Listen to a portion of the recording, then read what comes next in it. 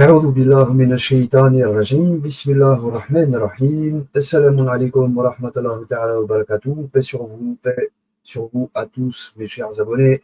C'est Amiral Hussein avec vous pour une nouvelle vidéo à propos de l'alchimie philosophique et symbolique des 4 éléments, puis des 7 planètes ou métaux. Et on va se concentrer plutôt sur les planètes. Voilà, donc sans trop tarder, on va présenter tout ça. Bon, sympa la petite jaquette là, hein, pierre philosophale et tout. Donc, comme j'ai 29 communes sur ma toile, rien à voir, hein. Ça n'a rien à voir avec la vidéo là que je fais là, cette petite introduction.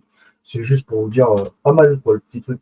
Donc voilà, petite jaquette sympa, tranquille, hein, pierre philo. Donc on est dans la petite commune de pierre philosophale, 96700, t'as vu, Ziva, wesh wesh mon pro, les 7 métaux, pierre philosou. Je suis complètement fou. Bon, allez, on passe donc aux choses sérieuses. L'alchimie philosophique, donc j'ai sur mon site, j'ai présenté pas mal de petits trucs, enfin j'ai amélioré. Attendez, je partage ça de suite, sans trop tarder. Toc, toc. Voilà, voilà, nous voici, oui, c'est bon. Alors, j'ai un petit peu modifié la page alchimie et astronomie sur mon site, bien évidemment, j'adore. Et je vous remercie d'ailleurs à tous hein, qui viennent faire des visites régulières sur le site, puisque comme vous voyez bien, il est en cours de construction à chaque fois. Quoi. Je veux dire, j'ai toujours des éléments à rajouter, des choses, puisque j'apprends. Honnêtement, franchement, niveau, on va dire, alchimie, astronomie, j'étais déjà pas mal calé, disons, hein, avec la Terre plate et tout. Bon, on s'en fout qu'elle soit ronde ou plate, c'est pas la question. Mais je veux dire, je me suis déjà familiarisé avec l'astronomie depuis que j'ai commencé YouTube. Voilà. Par contre, l'alchimie, c'est vrai que c'est très dur. Déjà, on comprend rien. Hein. Je veux dire, les premières fois qu'on entend des alchimistes parler, on n'y comprend absolument rien. On aime ça, mais on comprend vraiment rien du tout. Et, euh, et donc, au fur et à mesure, à force et à force et à force et à force, ça rentre, mais ça a du mal parce qu'il y a tellement de choses en vrai dans l'alchimie. Il y a tellement de. Bon, déjà, il y a plusieurs visions. Il y a la vision pardon, excusez-moi. Vous avez la vision philosophique, vous avez la vision pardon, pratique, forcément, hein, de l'alchimie. Vous avez voilà, toutes sortes d'alchimie en réalité, surtout de nos jours. Mais à la base, l'alchimie, on sait très bien, voilà, qu'est-ce que c'est, je vous en ai déjà parlé, et vous le savez normalement déjà. Hein. Bref, en tout cas, voilà, par exemple, tout ce qui est sur le grand œuvre, la voie sèche, la voie humide, la voie boréale, c'était des choses, c'était des notions que je n'avais pas encore l'année dernière. Vous voyez, par exemple. Donc, j'en apprends tout le temps, j'en apprends tous les jours. Sachez que cette vidéo-ci, euh, voilà, je ne prétends pas détenir toute la vérité. Ça y est, j'ai la vérité absolue, et etc., etc. Non, loin de là, j'apprends encore et encore et encore. Et je crois qu'on est tous pareils, on est des éternels élèves hein, en réalité. Donc, que dire de plus? C'est tout. À part ça, voilà, donc j'ai un petit peu rempli la page sur alchimie astronomie. Donc, comme je vous ai dit, l'alchimie, j'apprends, l'astronomie, c'est bon, c'est réglé. Maintenant, ce qu'il faut, c'est. Voilà, je vous présente, voilà, j'ai un peu modifié tout ça. Voilà, j'ai mis quelques images en dessous de la grande partie 2 et le grand 3 là, il est là. Voilà. Décodage alchimique astronomique des 7 planètes ainsi que des 12 signes avec leurs principes actifs et ou passifs. Alors là, j'ai beaucoup modifié et j'ai rien changé en fait qui était déjà là, c'est juste que j'ai rajouté. J'ai rajouté des choses. Voilà. Et donc, on va voir ça de suite ensemble. Hein. Je ne vais pas vous faire perdre de temps. Donc, on y va et on va décoder tout ça ensemble. Donc voilà, je lis, hein, normal. Même si je l'ai déjà fait, ce travail-là, vite fait auparavant, hein, j'avais déjà un petit peu présenté l'alchimie et tout, mais là, je le refais et on va le faire bien, propre. Je vais essayer en tout cas de le faire propre. Parce que quand je le fais sur des directs, c'est pas pareil.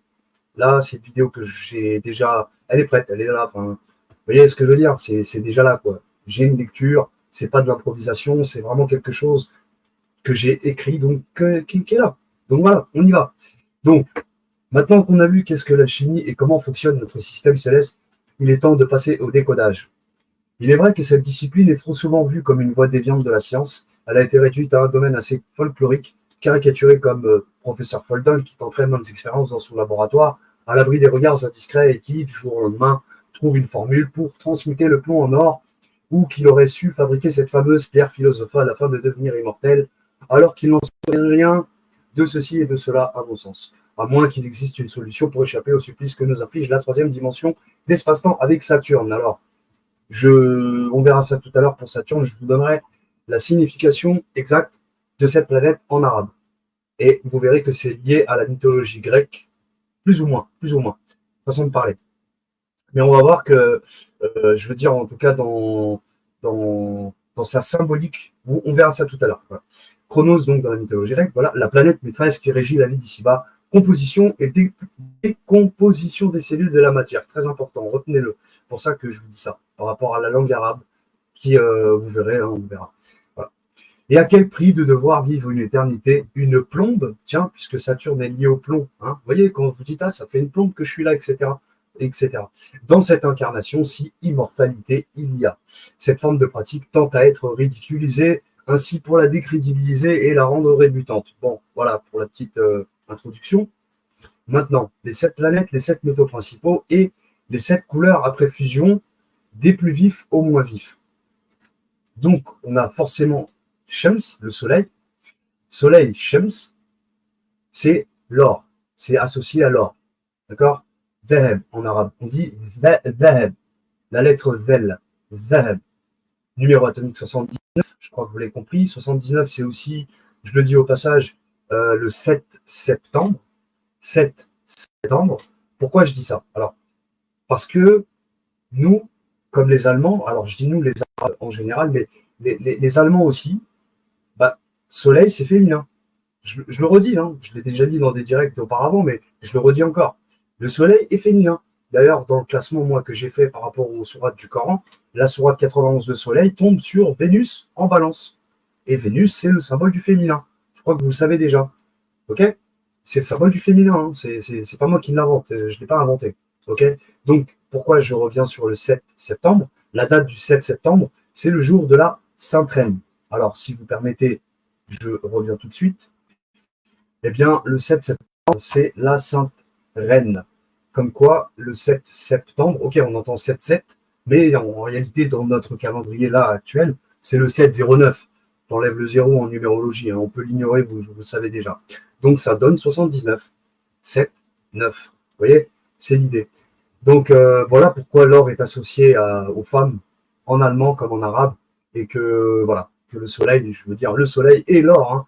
Donc, vous voyez même que dans l'islam, les femmes portent de l'or et les hommes de l'argent. Voilà. Je dis ça et je reviens donc à mes petits moutons. Donc, la couleur, c'est doré. On dit zahabi, forcément, zahab, zahabi pour la couleur hein, de l'or, doré, ou asfar, asfar, qui est la couleur jaune en arabe. Asfar. On peut dire les deux, il n'y a pas de souci. Donc voilà, pour le Shams. Shams, soleil. Le ou la, hein, la Shams. Allez, El Shams. El Shams plutôt, pas El. C'est là la différence entre El Qamar et Ash-Shams. Dans les deux, il y a l'article Al pour dire la soleil ou le lune. Vous voyez? Al, l'article Al. Mais il n'est pas prononcé. Quand c'est pas prononcé, c'est féminin en arabe. Il faut le savoir. C'est ce qu'on appelle les lettres solaires pour les distinguer des lettres lunaires. Lunaire, ça veut dire qu'on a prononcé l'article Al, comme Al-Qamar. Al-Insen, qui veut dire l'homme. Al-Insen, Insen, l'homme. An-Nisa, les femmes. Vous voyez, An-Nisa, on n'a pas prononcé l'article Al, donc c'est féminin. Quand tu ne prononces pas le lem, féminin. Masculin, quand tu prononces le lem de l'article Al. Voilà, fallait que je revienne dessus pour que vous compreniez bien la chose. Voilà, donc Qamar, lune, Fodda, en arabe c'est Fodda. C'est l'argent, c'est le numéro atomique 47, Fadi, on dit pour la couleur argentée. Couleur argentée, Fadi. J'ai mis entre crochets Ramadi, couleur grise, mais c'est pour le platine. Le platine, c'est moins brillant que l'argent. Et donc, c'est plutôt un peu grisâtre. Hein, tu vois ce que je veux dire? Bref, je l'ai mis en dessous, c'est pour ça. Pardon. Alors, ensuite, on a Utarid, Mercure. Utarid. Il est intéressant celui-là. Je l'ai déjà dit dans des directs, mais je le redirai après. Mercure, donc, c'est le mercure, le métal mercure. Zibaq en arabe. Zibaq. Numéro atomique 80, et vous verrez tout à l'heure, il y a pas mal de symboles. La couleur, c'est vermillon, zanjafrou en arabe. Zanjafrou, vermillon. La différence entre le vermillon et le rouge, qu'on va voir juste après avec Mars, il y a une différence. Un vermillon, c'est vraiment une couleur rouge moins vive. Elle est pas très vive. Oh, enfin bon, bref. Je dis ça, mais ça se trouve, non. Non, c'est plutôt le contraire. C'est plutôt le rouge bordeaux qui est moins vif. Le vermillon, il est un peu plus vif. Pardonnez-moi. Parce que le rouge sang, hein, comme Mars, qu'on va voir juste après, en fait, c'est lié au sang, hein, Mars, de toute façon. Bref, donc il est moins vif. Bref, donc voilà. J'ai mis Ubortokali entre crochet aussi pour la couleur orange, mais c'est plus associé au bronze, qu'on va voir juste après. Voilà, donc retenez juste pour Mercure, donc Outarid, Zibar, Mercure, le métal, numéro 180, voilà, et couleur vermillon, Zanjaflo. Ensuite, Vénus, Zohra en arabe. Zohra, je l'ai déjà dit, c'est en arabe, ça signifie une rose. Donc on est bien dans le symbole féminin, pas de doute. C'est comme pour Mars, on va voir juste encore après. Zohra, Vénus, qui veut dire fleurir ou rose, les deux. Fleurir et rose, une rose. Nuhas pour le cuivre, donc c'est associé au cuivre, l'élément numéro atomique 29, oui, l'élément non, ouais, l'élément chimique, voilà, cuivre. Nuhas en arabe, Nuhas. Akhdar pour la couleur qui est vert, comme Khidr dans la tradition, on nous dit être le verdoyant. Vous savez, dans la tradition islamique, on vous parle de Khidr. On retrouve dans la sourate 18 la caverne, au passage entre le verset 61 et 60, non, 80, comme ça, par là, bref, dans ces eaux-là. Et on connaît un peu son histoire. Il ne s'appelle pas comme ça dans le Coran. Hein. C'est la tradition qui a décidé de l'appeler Khidr. Et Khidr, ça vient de vert, la couleur vert, Akhdar, d'accord, qui apporte la science, etc. à Moïse et dans la sourate 18. Mais bon, voilà. Dans cette sourate-là, il n'est pas du tout appelé Khidr. Il est appelé Abd Salih, quelque chose comme ça, à qui on a donné l'ilm al-ladoun, c'est-à-dire une science émanant de Dieu, enfin une science exclusive, entre guillemets, façon de parler. Bref, donc je passe pour Zohra, je crois que c'est bon. Numéro atomique 29, ok. Hein, comme la sourate 29, la bout, l'araignée, la toile, le cuivre, tu sais que c'est un bon conducteur, un élément essentiel pour la technologie actuelle, hein, pour faire passer les communications et tout. Le cuivre, voilà. Je ne peux pas inventer les choses, j'invente rien. Ensuite, Marrir, Mars. Alors, Mars, bah, le nom même de Mars vient de Marrir. Comme ils n'ont pas pu en français, tu vois, la lettre Ra n'existe pas, donc Marrir, Mars. Vous voyez. Bref, bon, Marrir, donc Mars est associé au Hadid, le fer, numéro atomique 26, comme les 26 lettres de l'alphabet. Eh bien, Ahmar, donc pour la couleur rouge, comme je l'ai dit précédemment, là, avec le vermillon, une couleur un peu moins vive quand même, beaucoup plus bordeaux, tu vois, rouge bordeaux comme. Bah, d'ailleurs, Marrir, c'est l'anagramme de. Attendez, c'est l'anagramme de Khamar. Khamar. Khamar, en arabe, c'est l'alcool qu'on retrouve en sourate, je vais vous le dire tout de suite, en sourate 5, Al-Maïda. C'est l'alcool. Pas de souci, les frères. Hein, je vous le dis. Voilà. C'est, je le montre pour ceux qui n'ont pas l'habitude avec la langue arabe. Hein. Donc en 5, 90 ou 91 de mémoire, 91 je crois, 92. Oui, alors. Bismillah ar-Rahman ar-Rahim. C'est ici. Ya ayyuhalladhina amanu innamal khamru. Khamru. Khamru, tu vois que c'est l'anagramme de Marrir. Mim, ra, kha. Kha, mim, ra pour l'alcool, le vin, qui est d'une couleur rouge, le vin, le Bordeaux. Hein. On va prendre le cas du Bordeaux ou du rosé si tu veux, mais le vin en général, quand on pense au vin, tout de suite on pense au rouge. La couleur rouge, le fer, el hadid, Mars, donc Marrikh en arabe, qui est l'anagramme de Khamar, le vin. Vous voyez, c'est pas moi qui l'invente. Voilà, donc, très belle langue, la langue arabe au passage, pour ceux qui ont des doutes. Hein, et quand tu me dis que la langue hébreu est sacrée, pardon, j'ai un chat dans la gorge. 7 x 4, 28, hein, n'oublie pas. 7 x 4, 28. 4 x 7, 28. 28. C'est nickel, comme le numéro atomique du nickel. On revient à nos petits moutons. Alors, Marrikh, Hadid, Ahmar, couleur rouge. C'est le fer. On passe à Jupiter. Jupiter, on verra après, mushtari. Mushtari, porteuse de shatariya. On verra ça tout à l'heure. Mushtari, elle porte quelque chose. Hein. Le mou, on le verra après, vous verrez. Donc voilà. Et Jupiter, on entend terre, clairement. On verra ça tout à l'heure. C'est lié à l'étain, le métal étain, qui est un métal, pas vif du tout, quoi. Il n'est pas brillant, voilà. Éteint, comme son nom l'indique. D'accord? Dans le langage des oiseaux, si vous avez compris. Donc, Qasdir, en arabe, numéro atomique 50, la sourate Qaf, je dis ça, je dis rien. Hein, Qasdir, Qaf, Azraq, et donc c'est la couleur bleue, hein, en arabe, Azraq.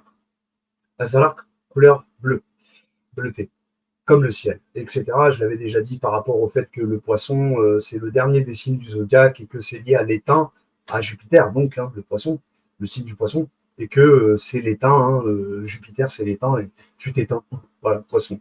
Tu commences avec Mars, le sang, la guerre, rouge, tu vois, couleur de la planète Mars, quoi, je veux dire, le bélier, tu commences là, et puis tu finis en poisson. Bref, je passe, donc c'est bon pour Mushtari, Jupiter, on passe à Zuhal, Saturne, Zuhal. C'est lié au plomb, Yakoud, numéro atomique 82. Tu as eu plomb, PB, comme les problèmes. Quand tu as des problèmes, tu pètes les plombs, etc., etc. On verra ça tout à l'heure.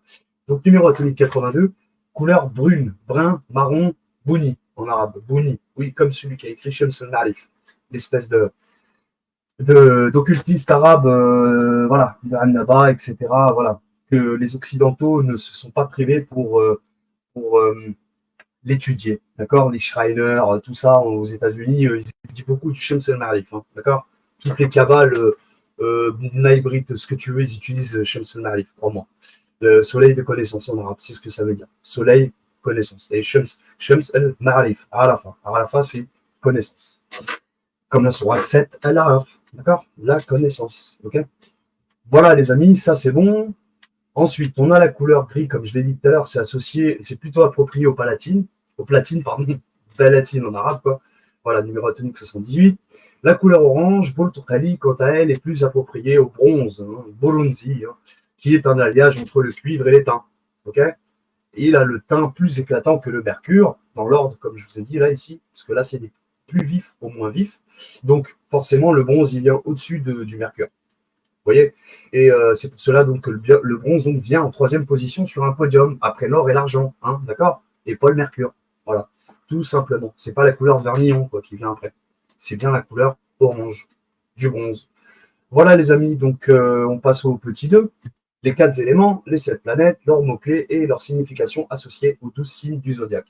Si vous me permettez, je vais faire une petite pause et je reviens de suite. De toute façon, vous n'allez rien voir du tout de boire mon café, une petite goulée et de l'eau. Donc, les 4 éléments, comme on a dit, ok, c'est bon. Vous verrez ci-dessous que je décris les signes astrologiques avec les 7 planètes qui leur sont associées en commençant par Mars, qui est la première à gouverner la maison 1 du Bélier, puis finissant par Saturne, la planète la plus lente du système céleste dans sa révolution, qui gouverne les maisons 10 et 11 du Capricorne et du Verseau, avec les principes actifs ou passifs, masculins et ou féminins, ainsi que leurs 4 éléments respectifs. Je passe. Donc le cycle zodiacal en 12 maisons commence à partir du mois de mars avec la maison 1 du Bélier, ce que je disais auparavant, maison 2 du Taureau, 3 du Gémeaux, 4 du Cancer, etc., etc., etc. D'accord. Et finissant bien évidemment en s'achevant avec la maison 12 du Poisson au mois de mars aussi, forcément. Voilà. Les 4 éléments donc. Alors très important, les 4 éléments ici, c'est quelque chose que vous avez peut-être jamais entendu, mais bon, je le dis ici. Il n'y a que les astrologues qui vont comprendre ce que je dis là. Si jamais il y en a qui tombent sur ma vidéo, ils vont tout de suite comprendre. Donc, l'air égale chaud et humide. C'est masculin et féminin. C'est les deux. L'air, hein, d'accord. Chaud et humide. Masculin et féminin. Le feu égale chaud et sec. C'est masculin à 2 sur 3. Pourquoi? Parce que on dit un feu, un incendie. Souvent, c'est au masculin. Mais des fois, ça peut être féminin, comme une flamme. C'est bien un feu. Une flamme est bien un feu. Pardon, non, il n'y a pas de liaison. Est bien un feu. Donc, une flamme, oui, il y a un peu de féminin. C'est pour ça que j'ai mis à 2 tiers, à 2 tiers masculin. Donc, il y a un tiers qui est féminin dans le feu. D'accord? Cette notion de feu, voilà. L'air et le feu, donc, égale actif et impalpable. Ce qu'il faut retenir. L'air attise le feu, forcément. Les mots-clés à retenir pour ces deux éléments, donc l'air et le feu, hein, qui sont des éléments, disons, qui se marient bien, hein, qui se marient très bien. Donc, chaleur, qu'il faut retenir, humidité ou sécheresse. Humidité pour l'air ou sécheresse pour le feu. Ok? Mais les deux ont un point commun qui est la chaleur. Ensuite, la terre et l'eau. Terre égale froide et sèche, exclusivement féminin. D'accord? C'est ce qu'il faut retenir pour la terre. L'eau, froid, humide. Féminin et masculin. Pourquoi? Parce qu'on dit un océan ou une mer, okay, ou un fleuve ou une rivière, tout simplement. Donc c'est féminin et masculin pour l'eau. L'eau et la terre, donc, est égal passif et palpable, contrairement à l'air et le feu qui sont actifs et impalpables. L'eau arrose la terre, forcément, je t'apprends rien. Les mots-clés qu'il faut retenir, donc, pour ces deux éléments, c'est la froideur. C'est ce qu'ils ont en commun les deux, la terre et l'eau. Sécheresse ou humidité, hein. Sécheresse pour la terre et l'humidité pour l'eau. Voilà ce qu'il faut retenir. Air, feu, chaleur, actif et impalpable. Et la terre et l'eau, donc froideur, passif et palpable. Okay. Chacun des quatre éléments est associé aux trois signes du zodiaque dans l'ordre feu, terre, air, eau. Okay, donc feu avec la maison 1, terre avec la maison 2, air 3, eau 4, etc. On continue comme ça jusqu'à la maison 12. Ces derniers, donc ces éléments, sont à leur tour divisés en trois types par élément et par signe, forcément. Il faut penser au symbole même des éléments qui sont représentés par quatre triangles, les deux pointes en haut et les deux pointes en bas, dont deux parmi les quatre sont traversés par une barre horizontale. Vous savez, le Magen David, là. Donc, il y a trois types comme les trois côtés angles. Hein. C'est un peu ce que vous voyez, vous savez, voilà, comme ça, en pointe en haut, pour là, c'est l'élément air. Non, feu plutôt, c'est le feu, puisqu'il est agité.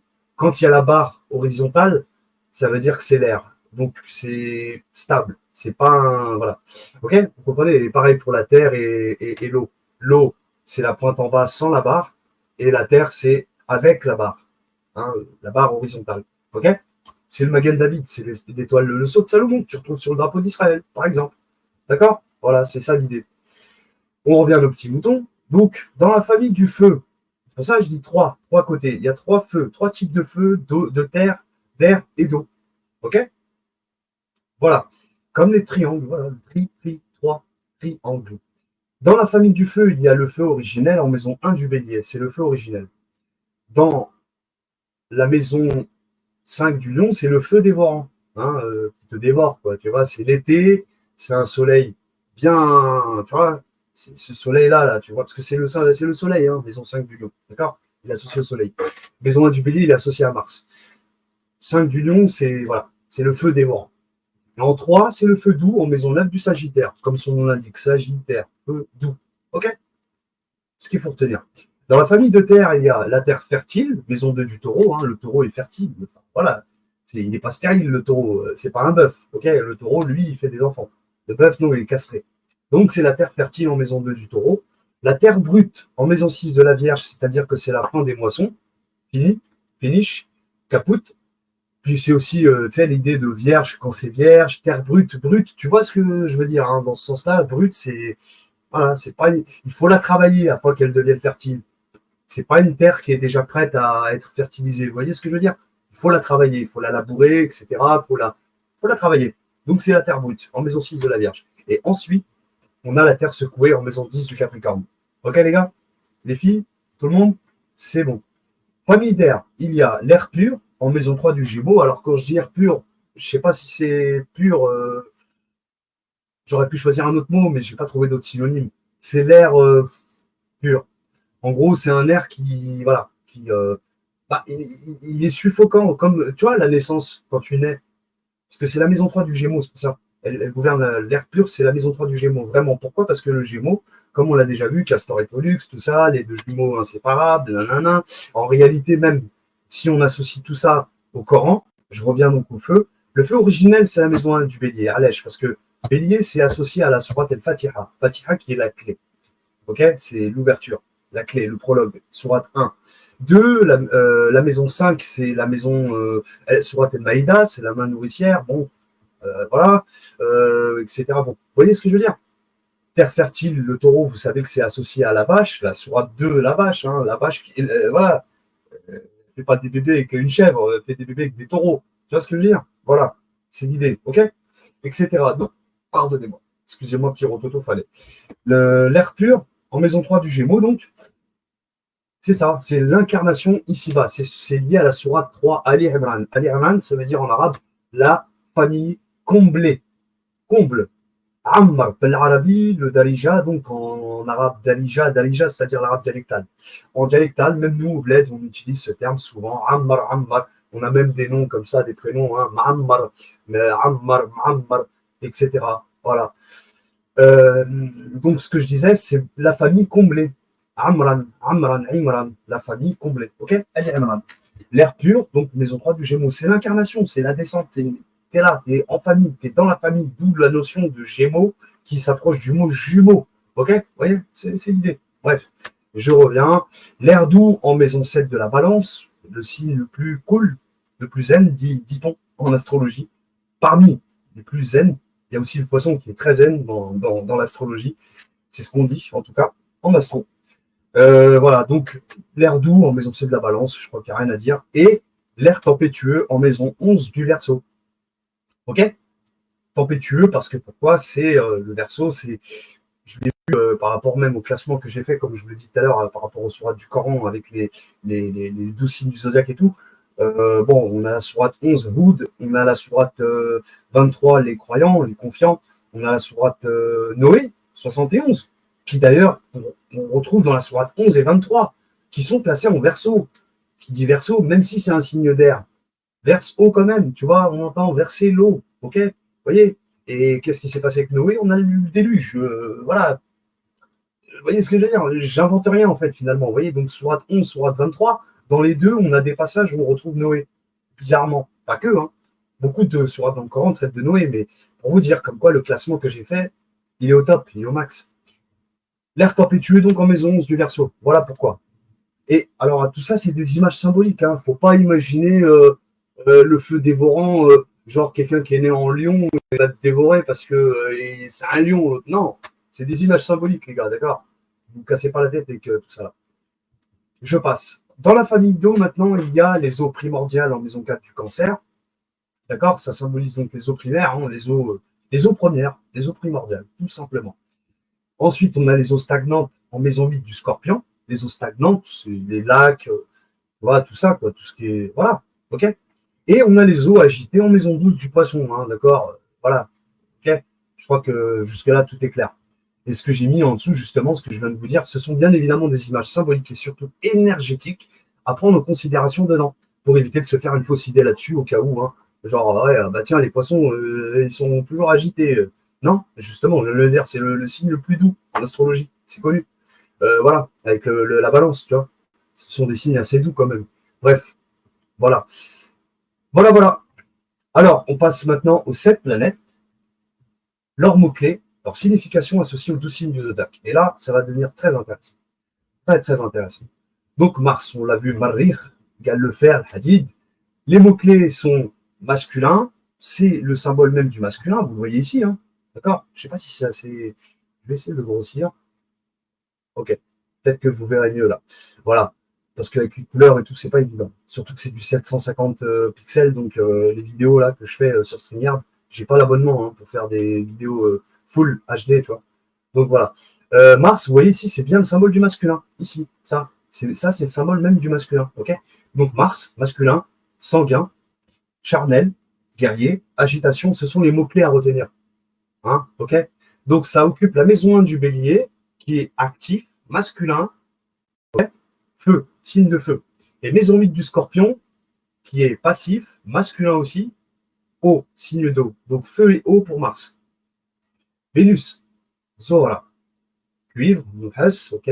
C'est le féminin, pareil pour Mars, comme on l'a vu tout à l'heure, etc. Quoi. Ce que je vous disais tout à l'heure par rapport au symbole. Quoi. C'est le féminin, pas de doute. Donc, féminin sacré, douceur, contemplation, réceptivité, sociabilité. Alors, bien évidemment, je pense que vous aurez d'autres mots. Hein. Il y a d'autres. J'ai mis les mots principaux, hein, les mots-clés à retenir, hein, les principaux.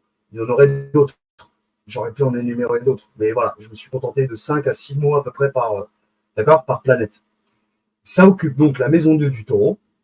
C'est passif, féminin, forcément. Et élémentaire pour le taureau. Ça occupe aussi la maison 7 de la balance, qui est actif, féminin aussi. Et c'est l'air, élément air. Donc terre, air pour Vénus. OK? Passif, actif. Bien sûr, il y a toujours passif, actif dans toutes les planètes. Il y a le côté passif et actif pour toutes les planètes.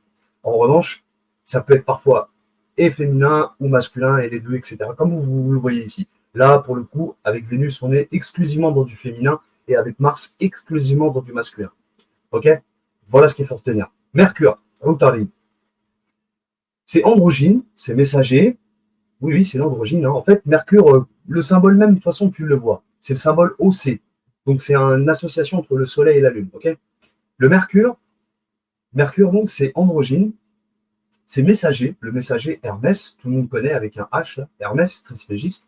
D'accord? Ça vient de là, hein. C'est la mythologie grecque qui te dit que Mercure est associé à Hermès. OK? Messager, l'ordre, la discipline et les va-et-vient. Ça, voilà, pas beaucoup qui comprennent ce principe de va-et-vient. Bah oui, c'est le messager, forcément. Il va, tu vois ce que je veux dire. Et voilà, je symbolise, je fais un schéma, je caricature. Mais genre, en gros, c'est quelqu'un qui va chercher le message en haut, dans le ciel, si tu veux. On imagine ce que tu veux, tu m'as compris. Et puis qui revient avec le message et qui te le transmet. C'est des images que je fais. Je t'ai pas dit que c'était vraiment Hermès qui venait. C'est des images. Donc, mais ça occupe la maison 3 du Gémeaux. C'est actif masculin et féminin, pour le coup, d'accord? Avec le Gémeaux. Actif masculin. Et maison 6, ça occupe la maison 6 de la Vierge. Passif et exclusivement féminin. Puisque, comme on l'a vu tout à l'heure, la Terre déjà est féminine, exclusivement, et voilà. OK? Maison 6 de la Vierge, maison 3 du Gémeaux. 3, 6. Voilà pour Mercure. Lune, pas mal. Foyer, c'est le foyer, la famille, la nostalgie, l'intuition, l'incomplétude, le rêveur. C'est ça que ça symbolise la Lune. La Lune, c'est vraiment le foyer, la famille, la nostalgie, l'intuition, l'incomplétude et le rêveur. Je dis incomplet parce que c'est la Lune, vous savez, avec toutes ces phases. Parfois, elle est en mode Lilith, elle est en mode Hillel. En arabe, Lilith, c'est Hillel, pour ceux qui ne savent pas. Lilith, la Lune noire. Qamarul Jadid, en arabe, on peut dire Qamarul Jadid, c'est-à-dire la nouvelle lune, comme en français, ou on peut dire aussi Hillel, qui est la nouvelle lune. OK? Voilà, donc ça occupe la maison 4 du Cancer, passif, féminin ou masculin, comme on l'a dit tout à l'heure par rapport à Soleil-Lune. Ça dépend des traditions. La tradition allemande, germanique ou arabe, la lune c'est masculin, Soleil féminin. OK? Voilà, donc c'est pour ça que j'ai mis féminin ou pas ou masculin. Tout dépend des traditions. Voilà. OK? Soleil, Shams, c'est la plénitude, c'est convoité comme l'or, c'est la clarté comme l'or aussi, c'est la luminosité encore comme l'or, c'est affirmé, c'est assumé. Voilà ce que c'est que le soleil. En maison, ça occupe la maison 5 du lion, c'est actif, masculin ou féminin, pareil que la lune. OK? On est dans le même symbole, lune, soleil. D'ailleurs, ce sont les deux seuls signes, 4 et 5. On verra après. Voilà, donc Jupiter. Jupiter, Mouchtari. C'est terme, forcément, vu que c'est lié à l'éteint.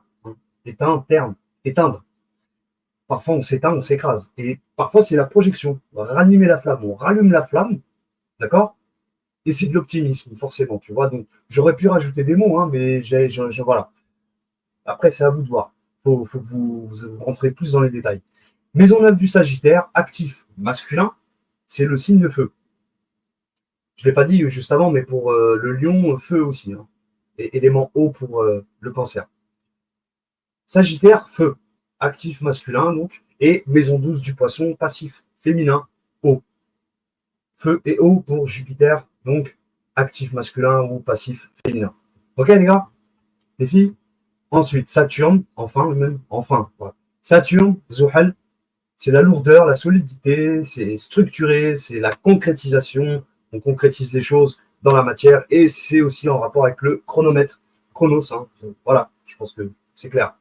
Maison 10 du Capricorne, passif féminin, élémentaire, et maison 11 du Verseau, actif masculin, élément R, comme on l'a vu juste avant.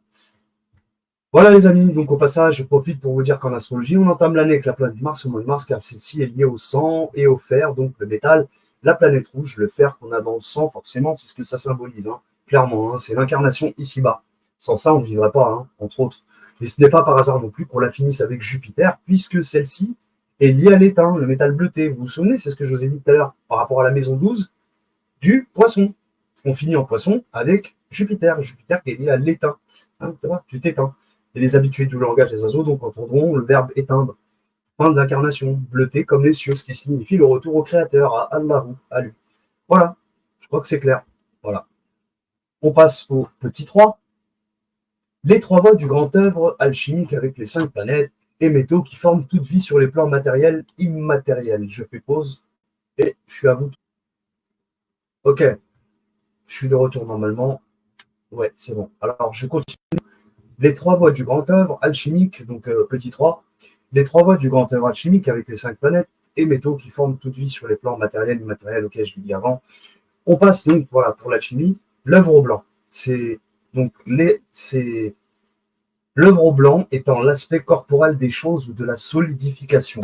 Comme nous, par exemple, qui sommes constitués à partir de cellules et des principes masculins, féminins, soit Mars et Vénus, cela nécessitant donc la présence des 4 éléments en partant d'un embryon. Cette œuvre est ce qu'on appelle la voie sèche. Alors, je le dis, peut-être qu'il y a des erreurs pour les vrais alchimistes voilà, qui sont vraiment ancrés dans la matière et tout. Voilà, peut-être ils vont me dire que tu te trompes à ce moment-là, etc. Donc, bon, écoutez, je vous donne ça pour l'instant. Peut-être que dans le futur, voilà, je parle surtout pour la voie sèche, voie humide et voie royale. Peut-être, voilà, il y en a, ils ne seront peut-être pas d'accord, c'est ce que je veux dire. En fait. Voilà. Mais c'est ce que j'ai compris, en tout cas, aujourd'hui. Peut-être que demain, ça changera, mais c'est ce que je comprends de l'œuvre au blanc. Voilà. Donc, cette œuvre au blanc est ce qu'on appelle la voie sèche. Alors, donc, c'est le sel. Il y a les 3 principes, vous savez, hein, le sel, le soufre et le mercure. Et là, on va voir le sel. Donc, c'est l'œuvre au blanc. C'est associé à l'œuvre au blanc. Le sel, nitrate, la nitrite, si tu veux, Na, symbole atomique, chimique, pardon, du sel. Et numéro 11, donc, numéro atomique 11, eh ben, c'est égal au corps. Le sel, c'est le corps. Donc, c'est égal au fer et au cuivre. Mars et Vénus, masculin et féminin. Donc, il y a les 4 éléments.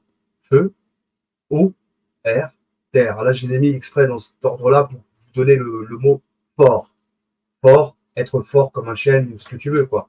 Finalement, c'est quoi? C'est le corps. Le corps, il est fort. C'est un corps, quoi. Quand tu es un corps, bah, voilà, c'est ce que je veux dire. C'est fort, tout simplement.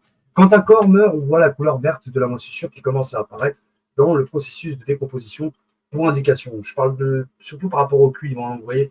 Donc voilà, peut-être que c'est le cuivre qu'on a en nous qui va qui va donner cette moisissure. Je ne sais pas. Voilà. Bon, je dis ça comme ça. Je passe. L'œuvre rouge s'apparente plus à de la manifestation, à de la chaleur, à de l'agitation et à de la fluidité. La rougeur liée à la fusion, comme le sang qui circule dans nos veines, pompé à partir du cœur et qui anima, l'âme, le corps. L'œuvre blanche, finalement. Ou rouge, hein, comme la couleur du soleil à l'aube et au crépuscule. L'œuvre rouge, donc, ok. Cette œuvre-là s'appelle la voie humide. Du fait que ce soit la fluidité et tout, comme on l'a vu avant. Le soufre, donc c'est lié au soufre, d'accord, symbole S, atomique 16, c'est l'âme. Le soufre, c'est l'âme. C'est égal à l'argent et à l'or. Et on verra après. Lune et soleil, féminin ou masculin, comme on l'a vu avant, avec la lune et le soleil. Et donc, c'est égal à l'élément eau et feu. O, F, off. Hein, tu sais, je pense au mot off, éteindre et tout. Je dis ça, j'ai rien. Donc, Kamar, et on verra après, éteindre. Off, éteindre, on va voir avec l'éteint, qui est l'œuvre rouge inversée.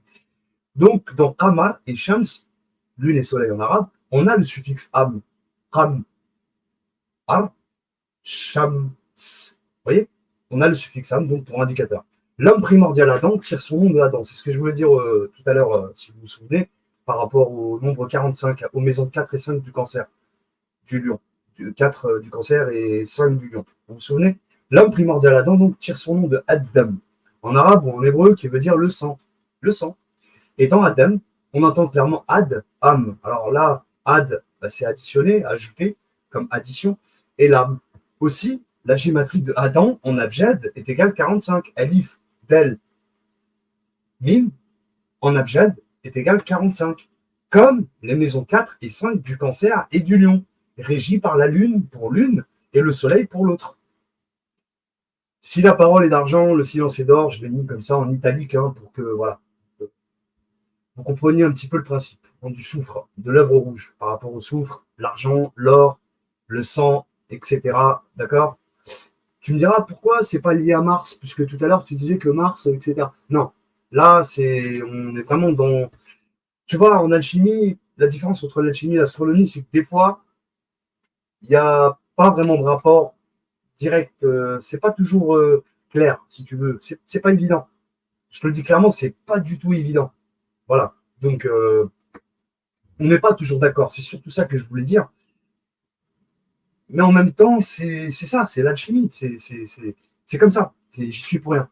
Bref, l'œuvre noire est la libération de l'esprit enfermé dans la matière, corps et âme, obtenue grâce à la fermentation. Hein. Tu as vu, j'ai mis corps et âme par rapport à l'œuvre blanche et l'œuvre rouge. Eh bien, gros, on dit un œuvre, hein, au cas où, au passage, je ne sais pas si vous. Voilà, ceux qui ne connaissent pas du tout l'alchimie, on ne dit pas une œuvre. Dans le langage classique français, quand on parle de œuvrer ou quoi, oui, c'est au féminin. Par contre, en alchimie, le mot œuvre est masculin. On dit un œuvre et pas une œuvre, au cas où. Hein, voilà. Des petites précisions pour les gens qui ne connaissent pas du tout l'alchimie. L'œuvre noire est la libération, je l'ai lu. Oui, l'œuvre noire, je relis. L'œuvre noire est la libération de l'esprit enfermé dans la matière, corps et âme, d'accord, comme on l'a vu. L'œuvre rouge, l'œuvre blanche. Obtenue grâce donc à la fermentation ou putréfaction en termes plus techniques, en termes alchimiques, quand il y a eu calcination avant, ce qui deviendra alors volatile. D'où l'idée de la contenir pour ce qu'on appelle fermeture hermétique, fermeture d'Hermès. C'est pour ça que c'est lié à Mercure, dans le jargon alchimique. Cette œuvre-ci est la voie royale. Le mercure, donc chimique, Hg, ok, 80, est égal à l'esprit. C'est le mercure, ou la planète Mercure, si tu veux. C'est égal à l'air, c'est masculin et féminin, et c'est aussi l'élémentaire féminin, exclusivement féminin. Voilà. Et R, T, forcément, c'est l'androgyne, vu qu'on est dans la planète Mercure, comme je vous l'ai dit plus haut. Mercure, c'est l'androgyne. C'est l'association du Soleil et de la Lune. Ok? Voilà, on peut un petit peu, tu vois, ça peut se rapprocher. De toute façon, les trois sont liés. D'accord? L'œuvre blanc, rouge, noir, etc. Voilà, l'un ne va pas sans l'autre. Des fois, ça dépend de ce sur quoi tu vas travailler. Bon, là, on est dans de l'alchimie philosophique. On n'est pas dans de l'alchimie pratique. Ok? J'en ai jamais fait, j'aimerais bien en faire. Pourquoi pas? Mais j'ai pas les moyens. Acheter un four et tout ça. Bref.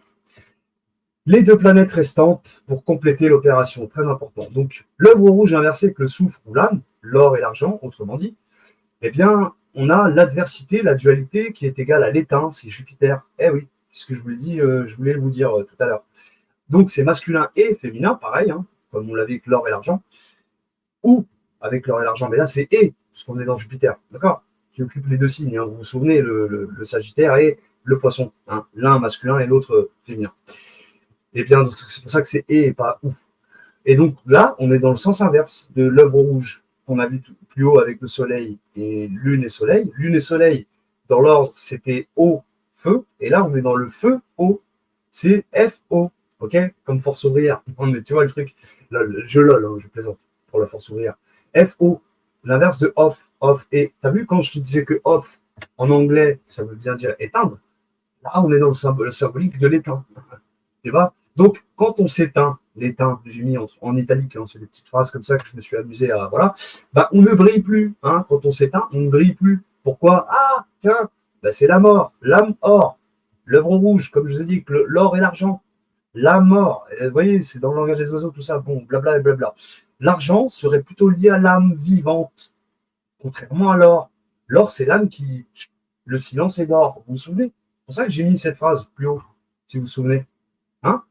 Si la parole est d'argent, c'est-à-dire que c'est vivant, eh ben le silence est d'or. Il dort, si tu veux. Oui, le silence dort, il dort. Ok? Dormir, dort, ça, c'est, t'inquiète pas. Donc voilà pour ce qui est de la mort. Et l'argent, donc, il est lié à l'âme vivante qui erre dans agent terrestre. Et oui, parce que dans agent, l'argent, on a la lettre T à la fin qui symbolise la terre. Un agent, c'est l'anagramme d'ange. On va voir juste après. Vous voyez? Donc, c'est l'être humain en général, l'agent. Hein, d'accord? Donc, l'âme qui erre, qui est vivante, hein, qui erre dans l'argent. L'argent, c'est ça, symboliquement. Hors sujet, j'ai mis, on pense à la ville d'Agen, la préfecture du Lot-et-Garonne, dans le 47. Eh oui, 47 comme le numéro atomique de l'argent. Eh oui, Agen, argent, ok. Avec Lot est égal 47 en gématrie. Hein.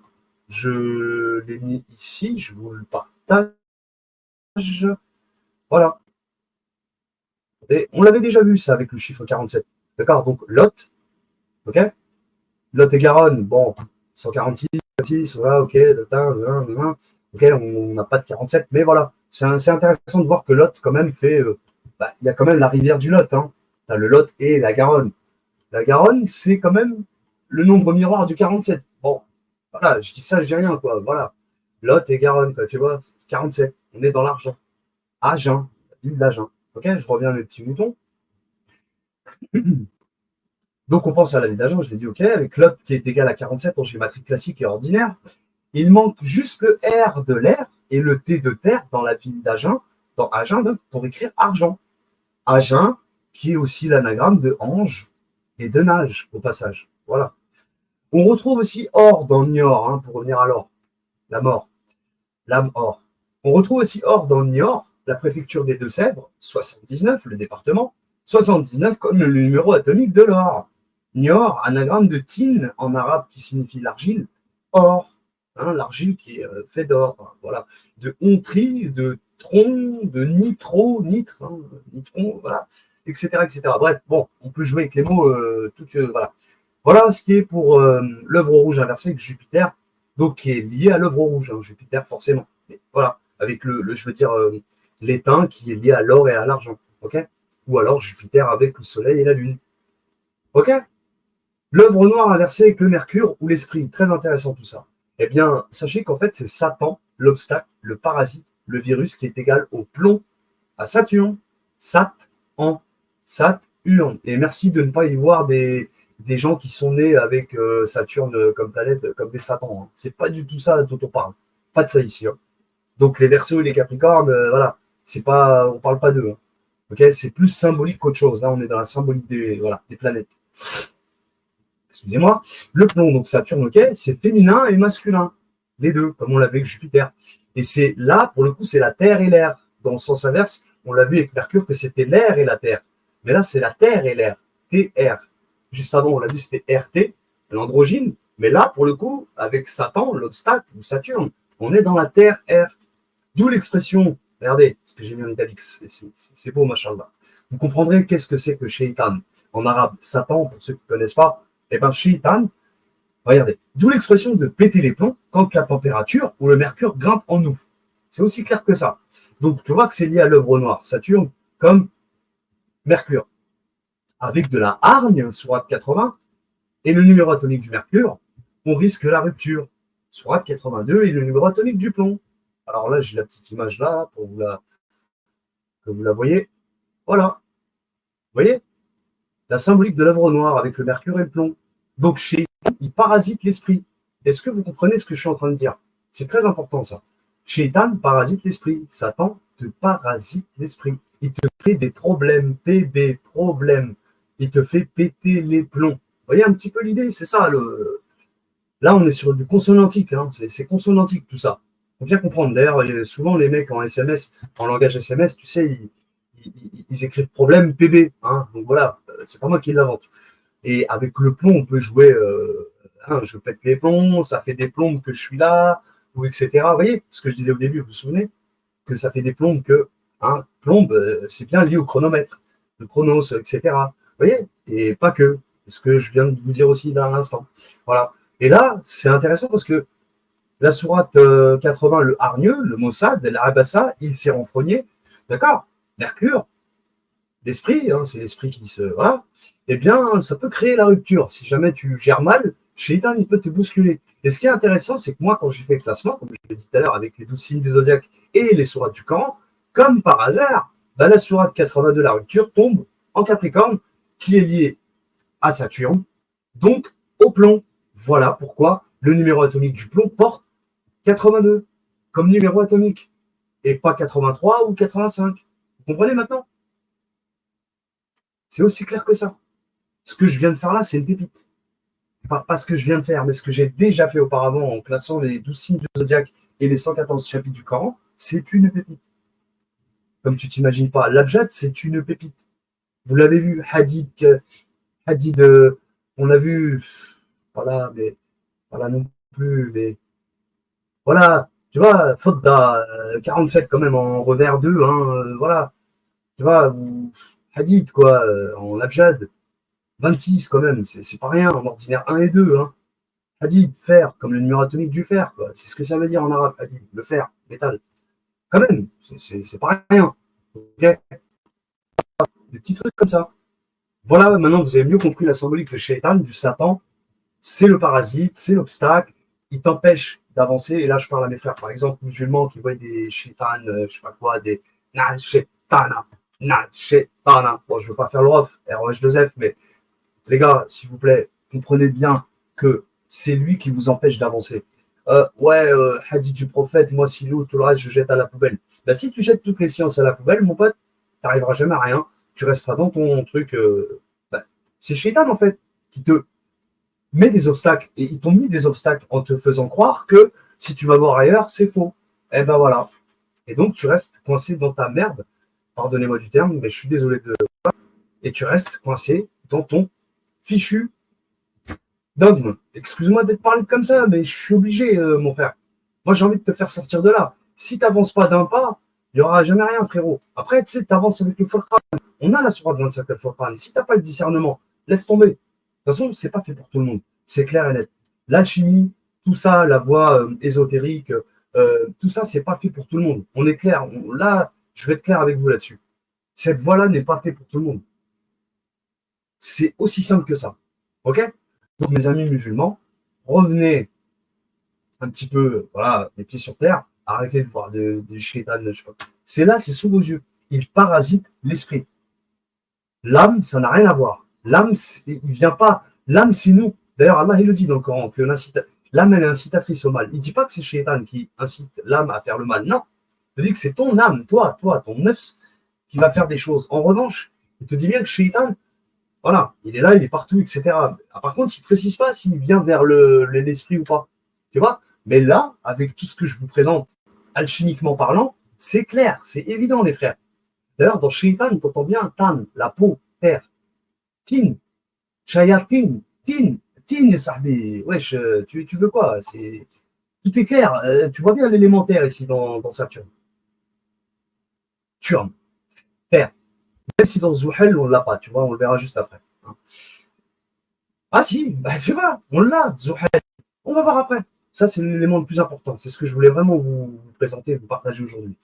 Vous l'aurez remarqué que Jupiter et Saturne, donc je continue, hein, que Saturne et Jupiter donc, sont tous deux les antithèses de l'œuvre rouge pour l'un, Jupiter, et de l'œuvre noire pour l'autre avec Saturne. Saturne et le Mercure. Et Jupiter avec le Soleil et la Lune. OK? L'ordre des éléments ci-dessus est important pour comprendre le processus alchimique. OK? Très important. Pour la petite anecdote, Mars, la Lune, le Soleil et Jupiter ont pour point commun en langue arabe la lettre mime qui les compose. Oui, oui, mime qui est clairement lié à l'élément eau et pas des moindres, si vous vous souvenez, voir l'image 20 et tout, et aux eaux primordiales surtout. C'est ça la lettre mime, c'est les eaux primordiales. D'ailleurs, en fréquentiel, elle est quatrième et la sourate 4, c'est la maison 4 du cancer. On l'a vu tout à l'heure plus haut avec les éléments, c'est les eaux primordiales. OK? Donc, contrairement à 6 autres lettres qui appartiennent aussi à cette famille d'eau, dont 5 d'entre elles sont présentes dans les noms de 7 planètes en arabe. OK? Et là, on va le voir. Subhanallah. Alors, Shams. Bah, Shams, c'est composé de Shin. Alors, attendez, si vous me permettez, je vais faire pause pour préparer une autre page. Alors, normalement, ça a repris. J'attends quand même quelques secondes. Normalement, c'est bon. Eh bien, je disais que 4, donc, par rapport à la lettre mime en fréquentiel, eh bien, en fréquentiel, voilà, eh bien, elle est quatrième. Soit 4, c'est les femmes, et surtout, la maison 4, c'est le cancer. Les eaux primordiales, forcément. Donc, mime, vous voyez, voilà. C'est vraiment les eaux primaires.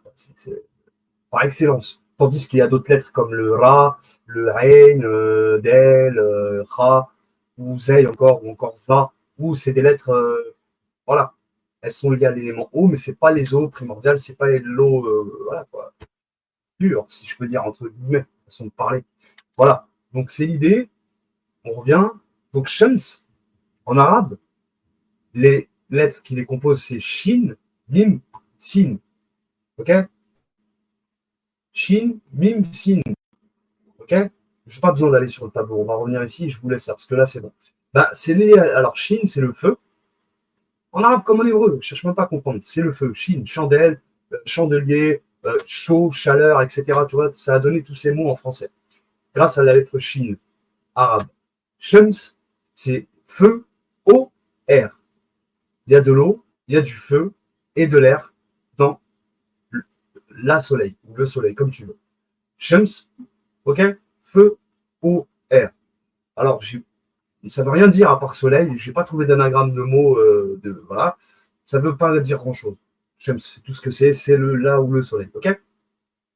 Hamar. Ben, on a la lettre Raf. Alors, contrairement à tous les platistes ou tous ceux que j'ai entendu dire, oui, la Lune est un plasma, c'est holographique. Bon, déjà, tu n'as pas de preuves. Tu ne fais que spéculer.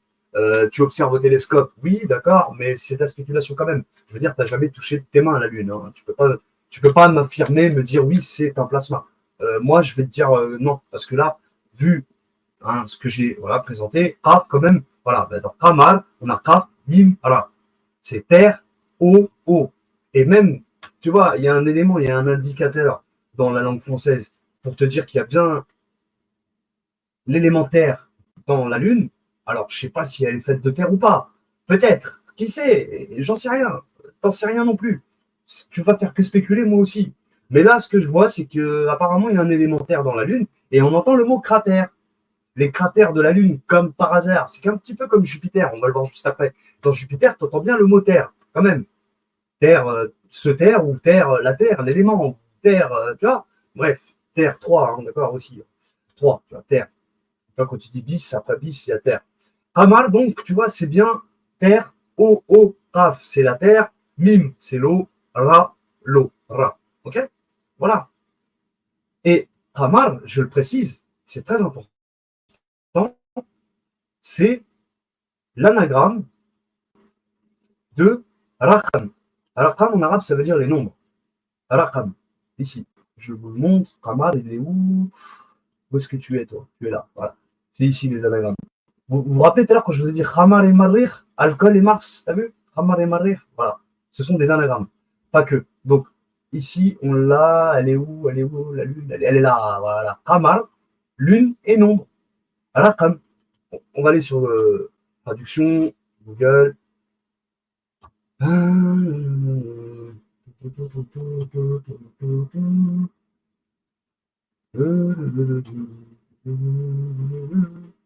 Raqam, on a dit, hein. Raqam. Raqam. Mime, t'es où, mime? وراك يا الميم هنايا nombre, ok? Raqam, l'anagramme de Qamar. Je ne l'invente pas, les gars. Ça ne s'invente pas. Ok? Je reviens à mes petits moutons. Ok? Donc, là, oui, par rapport à Shams, Qamar, il y a une relation entre les nombres. D'ailleurs, le nombril, vous avez la naissance, vous savez, hein, tu nais, tu as le nombre il. Le nombre de il. Raqam, tu as il. Ilah, illah, Allah. Je dis ça, je dis rien, les frères. Hein. Ok? Donc, est-ce que cette terre, cette argile dont nous sommes faits, est-ce que c'est bien la terre d'en bas? Ou bien on a peut-être marché sur la Lune, peut-être? Mais on ne se rappelle pas? Je dis ça, je dis rien, les gars. Hein. Tout est lié à la Lune, les frères. Pas tout, mais beaucoup de choses. Ok? La Lune, c'est l'anagramme de. Je le précise, hein. Du 1, 1, le 1, 1 comme 1, ahad en arabe. One, one. Moon, one, tu peux aussi écrire on, tu vois. Bon, vas-y, je vais pas me disperser là, mais c'est pour vous dire qu'il y a plein de petits indices comme ça qui vous montrent que c'est lié à l'élémentaire. Hein. Donc je reviens par rapport au mot cratère, les cratères de la Lune, etc. Tu vois, voilà, c'est pas par hasard. Je dis ça, je dis rien. On continue. Alors, Utarid, je l'ai déjà dit, je le redis. Donc, Utarid, c'est composé d'eau, terre. J'ai mis en parenthèse le feu parce qu'on a la voyelle longue alif ici que vous ne voyez pas très bien, mais c'est une voyelle longue. Et parce que, on va voir après, par rapport au mot tarad. Tarad, en arabe, ça veut dire quelque chose. Et Aïn, c'est la source, forcément, ou les yeux. Alors, eau, terre, feu, eau, eau. Le feu, entre parenthèses. Mais ce qui est sûr, c'est qu'il y a de l'eau et de la terre, déjà. Clairement. D'accord? Donc, on verra après, 4 planètes qui sont faites de. Enfin, où on retrouve l'élémentaire. Ça, c'est certain. Il y a les 4 éléments dans les. Mais ils sont pas. Ils sont dispersés dans les 7 planètes. OK? Utarid, donc on va le voir tout de suite. Et bien, tarad, en arabe, ça veut dire. Excusez-moi, je reviens là-dessus. Tarad, tarad, donc la lettre ta, ra, da. Et en arabe dialectal, on l'utilise. Hein. C'est expulser ou virer. En arabe dialectal, algérien, pour les Algériens qui me suivent, ils savent, les Tunisiens aussi, tarad, tarad, tardo. Je l'expulse, je le vire. Tu vois, quand on l'utilise souvent. Tu vois, tu t'es fait expulser de ton logement, hein, tarad, tu vois, tardouk. Ils t'ont expulsé, ils t'ont viré, tu vois, ou de ton travail, tardouk, tu vois, etc. Donc, on l'utilise souvent, ce terme-là. Donc, tarad, ou tarid, c'est expulser de la source, vous voyez. Donc, Mercure, en arabe, c'est ça que ça veut dire, et pas autre chose. Vous pouvez chercher toute votre vie à comprendre autre chose, il n'y a rien à comprendre, c'est ce que je viens de vous dire. Ou tarid, donc c'est bien ça. De la source, nous avons été expulsés. Ok, les frères? Abatou. Quand Adam il dit Abitou, pardon. Quand Allah il dit à Adam et à son épouse, descendez tous les deux, descendez, chutez, expulsez si tu veux. Voilà l'idée. Zohra, c'est Vénus. Ok? Donc le tarif, je ne l'ai pas mis en français, mais c'est Mercure, pour ceux qui ne se souviennent pas. Ok? On est sur la planète Mercure. Mercure, donc, c'est bien ça, expulser de la source. Zohra, Vénus, c'est composé d'eau, d'air et d'eau. Ok? O, R, O. Et comme je l'ai dit, donc, je le redis toujours, c'est lié au féminin, c'est le féminin, c'est le symbole même du féminin. Zohra, je le répète, en arabe, ça veut dire fleurir, ou une rose, la rose, la plante, l'églantier, quoi. L'églantier, hein, de la famille des églantines. Ok? Voilà ce que c'est, Zohra. Ok, c'est bon, ça c'est bon. Donc, O, R, O. Qu'est-ce que je peux dire d'autre? D'ailleurs, c'est marrant parce que c'est Azhar aussi. En arabe, c'est la chance. Azhar, comme Al-Azhar. Ça a donné le mot hasard en français, le hasard. Bon, écoute. Marir, on l'a vu, l'anagramme de Khamar. On ne va pas y revenir. Je ne vais pas vous faire chier que ça. Donc, subhanallah. Quand ils disent oui, il y a de la vie sur Mars, il y avait de l'eau sur Mars et tout. Vous voyez les astrophysiciens, je ne sais pas quoi, l'astro machin, là, tous les machins de la NASA. Eh ben, eux, là, ils te disent souvent, oui, machin. Eh ben, ça vient de là. Marir, que de l'eau. Uniquement de l'eau. On n'est que sur l'élément eau, subhanallah. Donc, voilà ce que c'est que Mars. Ok, les frères? D'ailleurs, Mars, en arabe, Marsa. Marsa, en arabe, c'est un port. Ça a donné Marseille, Marsala en Sicile. On a plein de villes comme ça avec Mars. D'ailleurs, Marseillan, etc., etc. Eh bien, c'est souvent au bord de la mer, hein, vous avez remarqué. Ben, c'est un port. Ou au bord d'un fleuve, à la rigueur. Marsa, Mars, Marir. J'y suis pour rien, les gars. Hein, ok? Je passe. Jupiter, très intéressant celui-là. Mouchtari. Eau, feu, terre, eau, terre. Là, il a presque tous les éléments. Il lui manque l'air. Dommage. Mais il a 2 fois la Terre. Donc Jupiter, Terre, Jupiter, comme on l'avait avec Aoutarib, ou comme, pardon, avec Ramal, ouais, ou Aoutarib, quoi, tu vois, l'élémentaire, avec les cratères de la Lune et tout ce que je vous disais tout à l'heure par rapport à la Lune. Ok? On est dans le même principe, là. Mouchtari, Ta, en plus, on l'a. On a des deux lettres en terre. Ta et Ya. Donc, terre, voilà, et il y a du feu aussi, il y a de l'eau, voilà, comme j'ai dit, mais pas l'air.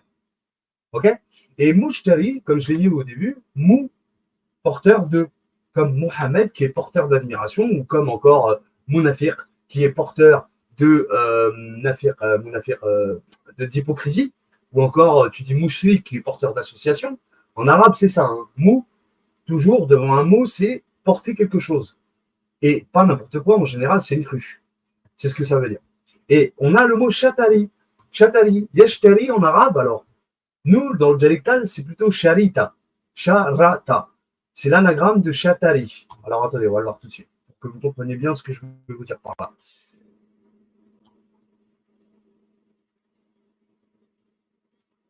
Une petite seconde. Voilà.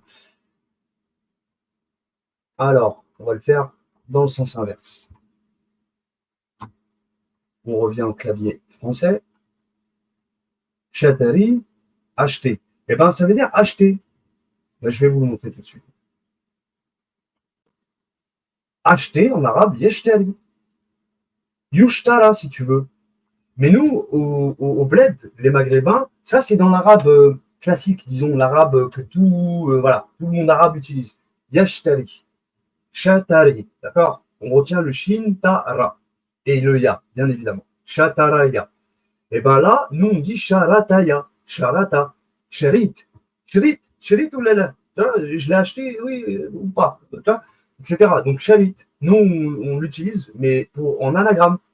Pas Chatari, Charati, Charita, si tu veux, tu vois.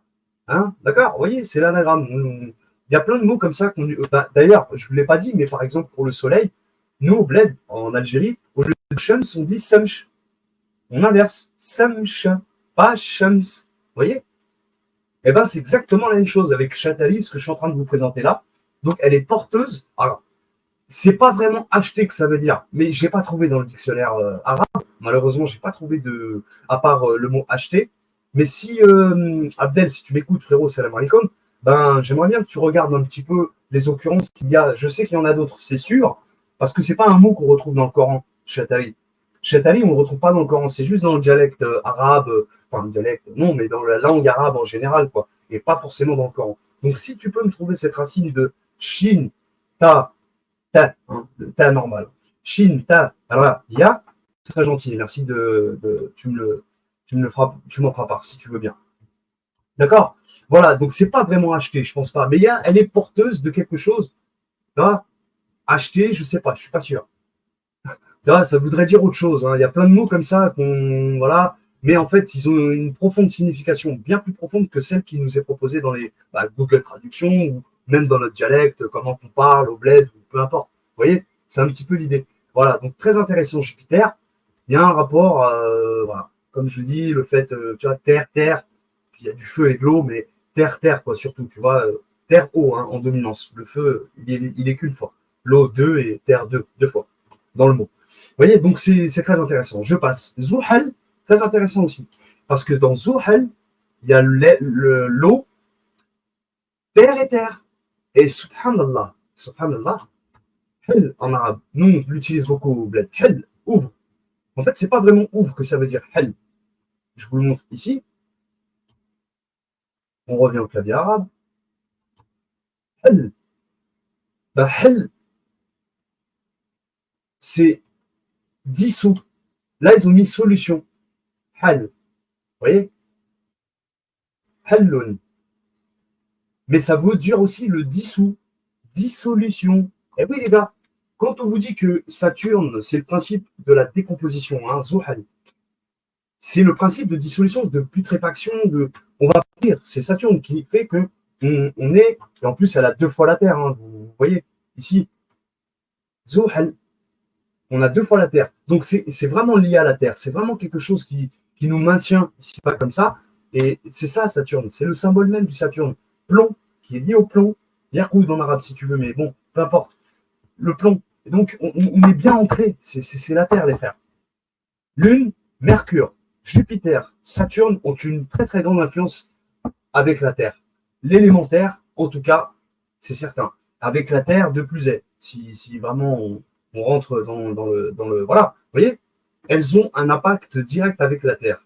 Retenez Lune, Mercure, Jupiter et Saturne. D'ailleurs, en français, comme je le redis, c'est clair. Pour Saturne, on a bien la lettre T de la Terre. Et dans Jupiter, effectivement aussi, on l'a. Pas dans Mercure, je vous l'accorde, ni dans la Lune. Ok? Ok? Mais en arabe, c'est le cas. Voilà, les amis. Je crois que, bah voilà, faut dissolution, dissous. je finis là-dessus. Hein. C'est tout ce que j'avais à vous dire là-dessus. Je crois que j'ai rien oublié normalement. J'ai normalement rien oublié. Je vérifie quand même.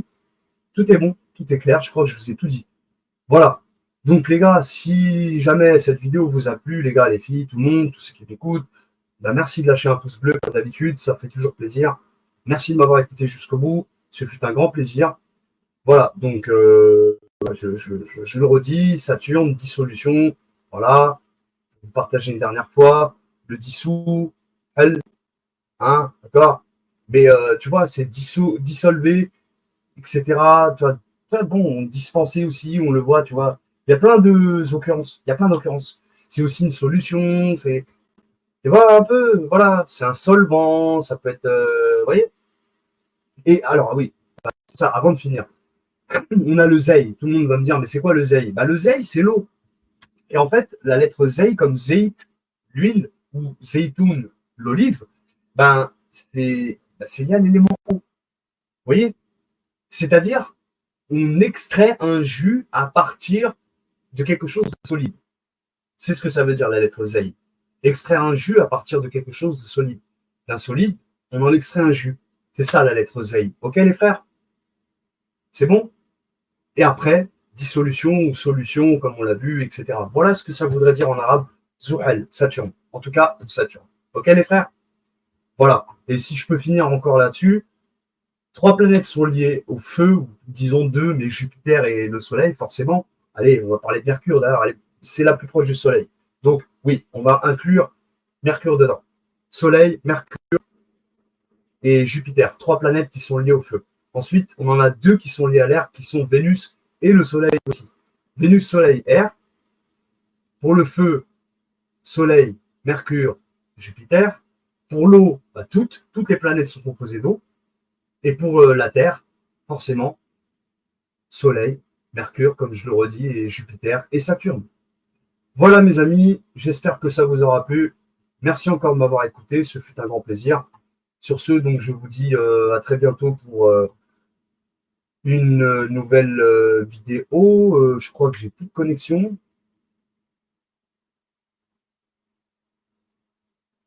Excusez-moi, hein, je suis en train de regarder un truc là. Il me dit que il n'y avait plus de connexion, donc je ne sais pas si vous m'avez très bien entendu. Ça me fait un peu chier de répéter ce que j'ai dit auparavant. Bon, j'espère que c'est bien passé. Si le message est passé, tant mieux. S'il n'est pas passé, c'est qu'il ne fallait pas qu'il passe. Ok? Bon, c'est pas grave. On va pas en faire tout un plat, tout un fromage. Sur ce, dommage, je m'attache le fromage. Merci à tous de m'avoir écouté. C'était Amiral Hossein avec vous, en direct de la Pierre Philosophe. Pierre Philosophe, et cette méthode, ouais, wesh, la chimie, bah ouais, mon frère, l'élixir, aïe, aïe, aïe. Non, mais on parle pas comme ça dans les cités. Bon, voilà, c'était pour...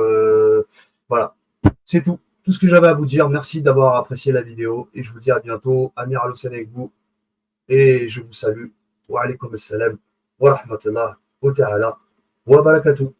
Tchuss, les amis.